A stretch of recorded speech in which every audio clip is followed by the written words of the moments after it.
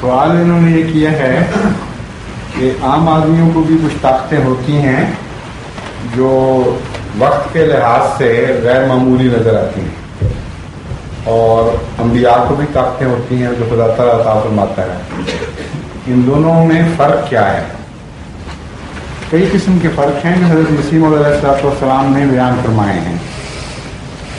ایک فرق تو یہ ہے جو سب سے اہم اور بنیادی ہے کہ جو خدا تعالیٰ کی طرف سے طاقت پاتے ہیں ان کو غلبے کا نشان دیا جاتا ہے.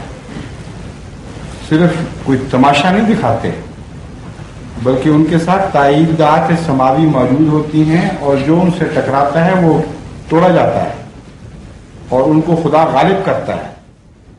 یہ نشان جو ہے یہ کسی تماشا بین کو عطا نہیں ہوتا. مداری نوٹوں مٹی کو لے کر نوٹ بنا دیں گے، پتوں کے نوٹ بنا دیں گے، اور جب تماشا ختم ہوگا تو آپ سے پیسے مانگیں گے، یہ بھوک لگی ہوئی. اس کا مطلب یہ ہے کہ ان کے ساتھ غلبہ کوئی نہیں ہے.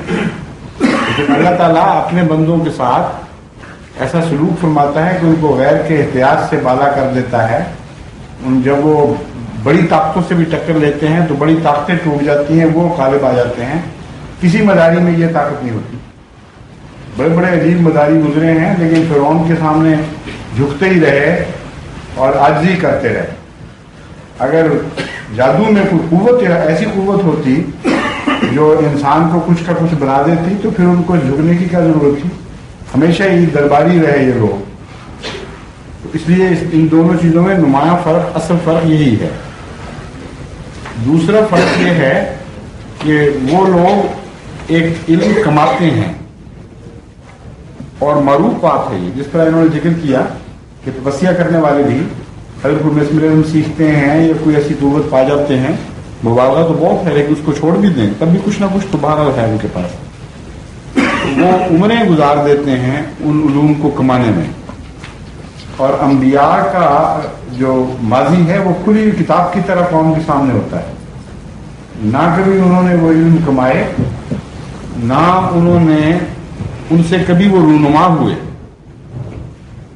یعنی یہ تو ہو ہی نہیں سکتا کہ ایک آدمی بچپن سے ایک علم سیکھ رہا ہو اور اسی دن سے فیصلہ کر لے کہ 40 سال کے بعد اکٹھے کر کے بتاؤں لوگوں اور نبوت کا دعویٰ کروں گا.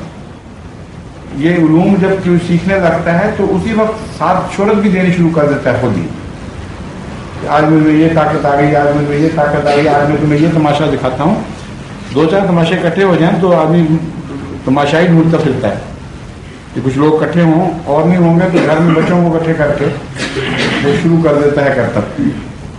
تو انبیاء کے متعلق انتہائی خلاف عقل بات ہے کہ انہوں نے یہ کرتب خود سیکھے ہوں، کمائے ہوئے ہوں، اور ان سے آپ بھی غافل رہے ہوں اور لوگوں کو بھی غافل رکھا ہو. کوئی فطرت انسانی کے خلاف ہے. تبھی خدا تعالیٰ ان کی سابقہ زندگی کی گواہی دیتا ہے قرآن کریم میں. اور پھر جب یہ دنیا کے کرتب جو چلانے والے ہیں ان کے سامنے آتے ہیں تو ہر دنیا کے مداری نے اپنی اپنی لائن میں کوئی کرتب سیکھا ہوا ہوتا ہے. ہر دنیا کے فراڈ یا دھوکے باز نے اپنی طاقتیں اور رنگ میں اکٹھی کی ہوتی ہیں. تو یہ کیوں سے اتفاق ہوگا کہ ہر دفعہ جب ان کی دنیا کے صاحب علم کے ساتھ ٹکر ہو تو دنیا والا مغلوب ہو جائے اور یہ غالب آ جائیں جن کا ان کو علم ہی نہیں تھا، چوائس ان کے پاس نہیں تھا. چنانچہ حضرت موسیٰ علیہ السلام کے ساتھ جب گفتگو ہوئی مداریوں کی تو آپ نے ان کو چوائس دیا. اس میں ان حضرت موسیٰ کی شان ثابت ہوتی ہے. آپ نے کہا انہوں نے کن ہتھیاروں سے لڑنا، تم پہلے دکھاؤ گے اپنا کہ یا تم ہم دکھائیں گے. حضرت موسیٰ کے پاس تو بھائی کچھ نہیں دکھانے والا، تو اس کے لیے پتا تھا کہ اللہ میرے ساتھ کھڑا ہے. انہوں نے کہا نہیں میرے پاس تو کچھ نہیں دکھانے، تم دکھاؤ. تم دکھاؤ گے تو پھر میرا نشان ظاہر ہوگا. تو ان کو چوائس دے دیا، وہ جو چاہتے دکھاتے. حضرت موسیٰ کو یہ علم تھا کہ جو بھی لے کے آئیں گے میرا خدا اس کو ختم کر دے گا. اب یہ جو واقعہ ہے یہ ہر نبی کی زندگی میں اسی طرح ہوتا ہے کہ نبی کے اوپر مختلف سمت سے حملہ کرنے والے آتے ہیں اور ہر ایک اپنا ہتھیار خود چنتا ہے اور ہر ہتھیار کو اللہ تعالیٰ توڑ دیتا ہے جو نبی کی طاقت سے نہیں. تو بنیادی معجزہ اس کا غلبہ ہی ہے، خواہ وہ کسی رنگ میں ہو، انفرادی چھوٹی چھوٹی لڑائیوں کے وقت ہو یا کلیتاً مجموعی طور پر اس کا غلبہ ظاہر ہو. اور جب وہ معجزہ دکھاتا ہے تو اس کا معجزہ کبھی مقابلے پر ٹوٹتا نہیں، جبکہ دنیا کے جو معجزات ہیں وہ ٹوٹ جاتے ہیں. میں نے پہلے بھی ایک واقعہ بیان کیا. ڈاکٹر رائزل ہیں ایک چیکوسلوواکیا کے پیراسائیکالوجسٹ جو ہجرت کر کے چلے گئے ہیں وہاں امریکہ میں، غالباً سین ہوزے میں گئے ہیں، جہاں تک مجھے یاد ہے کیلیفورنیا کے ساؤتھ میں ہے سین ہوزے، وہاں چلے گئے، ہجرت کر گئے ہیں. انہوں نے بڑے دلچسپ تجارب کیے ہیں انسان کے اس علم پر کہ وہ اس طاقت پر کہ وہ اپنے نفس میں ڈوب کر مستقبل کے کچھ واقعات پر کنسنٹریٹ کرے اور وہ واقعات ویسے ہو جائیں. اب یہ سادھو والے قصے نہیں ہیں کیونکہ یہ سائنٹیفک لیبارٹریز میں تجربے ہوئے ہیں اور ان کی لمیٹیشنز ہیں، ٹھیک ہے، لیکن جو واقعات ہیں وہ بہت حد تک قابل اعتماد ہیں. اور اسی طرح ایک ایسٹ یورپین کنٹری کی ایک عورت ہے وانگا، ایسے اندھی ہے لیکن اس کے متعلق بھی ریسرچ ہوئی ہے کافی. رشین سائنٹسٹ کی ٹیمیں بھی وہاں گئی ہیں، اس کو آبزرو کیا جاتا رہا ہے، سارا ریکارڈ رکھا ہے. اس کے متعلق بھی یہ معلوم ہوا ہے کہ اس کو فن ہے کہ وہ غیب کی خبر بتاتا ہے. لیکن ان سب کی اسٹڈی کے بعد ایک بات قطعی طور پر ثابت ہو جاتی ہے کہ جو بات ان کو غیب کی بتائی جاتی ہے وہ ان کے خلاف ہو، واقعات بھی بتا دیے گئے ہوں کہ ہوگا، وہ ٹل نہیں سکتے. کوئی ان کی طاقت ایسی نہیں کہ جو اس کو پھر ٹال سکے. لیکن انبیاء جو منظر خبریں دیتے ہیں وہ صرف خبریں نہیں ہیں مستقبل کی، اس کے ساتھ طریق بھی بتاتے ہیں کہ یہ تم کرو گے تو یہ ٹل جائے گا. جو کرتا ہے وہ ٹل جاتی ہے، جو نہیں کرتا وہ مارا جاتا ہے. دونوں طرح وہ پوری ہو جاتی ہے. اس لحاظ سے جس پیشگوئی پر غیر احمدی سب سے زیادہ حملہ کرتے ہیں وہ سب سے زیادہ شاندار پیشگوئی ہے محمدی بیگم. کیونکہ اگر ایک واقعہ ہونا ہو اور ٹل جائے تو لوگ کہیں گے اتفاقاً ہونا ہی نہیں تھا، اور اگر ہو جائے اور ٹلے کوئی نہ تو لوگ کہیں گے تم بھی ایک پیشگوئی کرنے والے ہو، تمہارے پاس یہ کوئی علاج نہیں ہے کہ اس واقعے کو ٹال سکو. اگر خدا کے پاس طاقت ہے تو جو انذار کر سکتا ہے وہ تبشیر بھی کر سکتا ہے. دونوں طاقتیں ہونی چاہیے. تو میرے نزدیک وہ ایک پیشگوئی جس میں یہ دونوں ضدیں اکٹھی ہو گئی ہیں، حیرت انگیز عظیم الشان پیشگوئی ہے. ایسی کوئی اور پیشگوئی آپ کو نظر آئے گی تو بہت شاذ کے طور پر نظر آئے. چنانچہ مرزا احمد بیگ اس بات کا مظہر بن گیا کہ اس نے دفاعی کیا اور عین پیشگوئی کے مطابق وقت مقررہ کے اندر اندر مارا گیا. اور مرزا سلطان بیگ نے دفاعی نہیں کیا بلکہ عارضی اور انکساری کی. اور مرزا احمد بیگ کے خاندان کی عورتوں نے توبہ کی، احمدی ہوئی.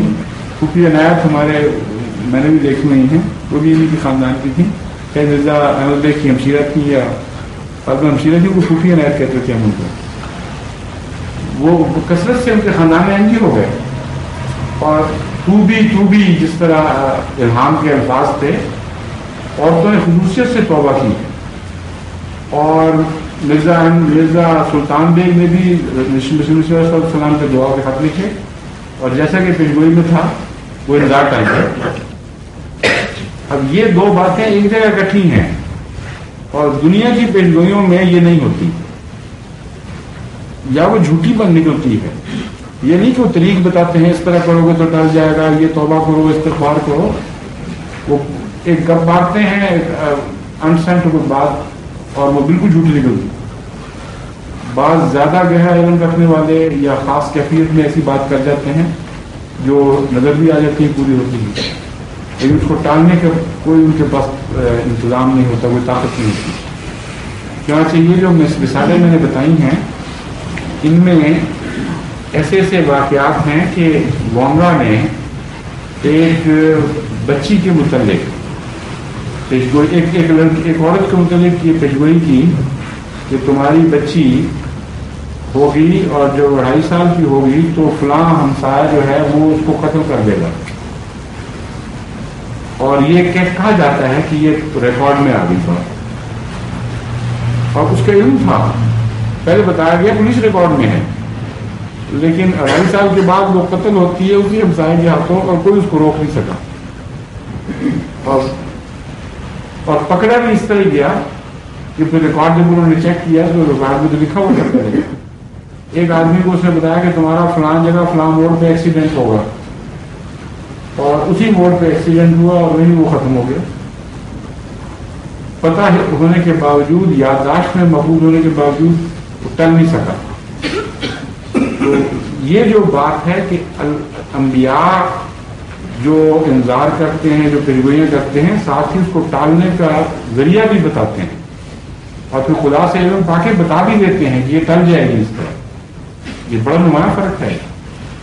यूं मालूम होता है कि साहिब मुख्तदिर बता रहा है, जो बता रहा है उसको वो हटा भी सकता है।